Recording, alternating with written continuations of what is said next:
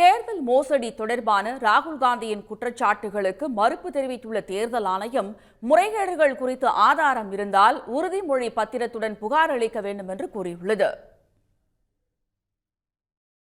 தேர்தல் ஆணையம் மீது ராகுல் காந்தி அடுக்கடுக்கான குற்றச்சாட்டுகளை முன்வைத்ததை தொடர்ந்து சில மணி நேரங்களிலேயே எக்ஸ் தளத்தில் இது தொடர்பான விவாதங்கள் நாடு முழுவதும் ட்ரெண்ட் ஆகின.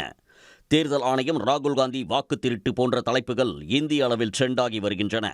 அதிலும் ஓட்சோரி என்ற ஹேஷ்டேக் சில மணி நேரங்களிலேயே 3 லட்சம் முறைக்கு மேல் பயன்படுத்தப்பட்டுள்ளது.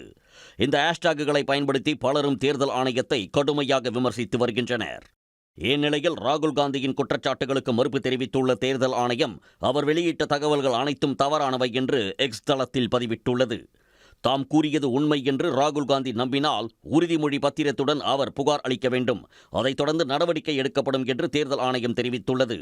உண்மை என்று நம்பாவிட்டால் இந்திய மக்களை தவறாக வழிநடத்துவதை ராகுல் காந்தி நிறுத்திக் கொள்ள வேண்டும் என்றும் தேர்தல் ஆணையம் கூறியுள்ளது. இதனிடையே கர்நாடக தலைமை தேர்தல் அதிகாரி மனோஜ்குமார் மீனா ராகுல் காந்திக்கு அனுப்பியுள்ள கடிதத்தில் முறைகேடாக சேர்க்கப்பட்ட மற்றும் விலக்கப்பட்ட வாக்காளர்களின் பெயர்களை கையெழுத்திட்ட உறுதிமொழி பத்திரத்துடன் இணைத்து பகிருமாறு கேட்டுக் கொண்டுள்ளார்.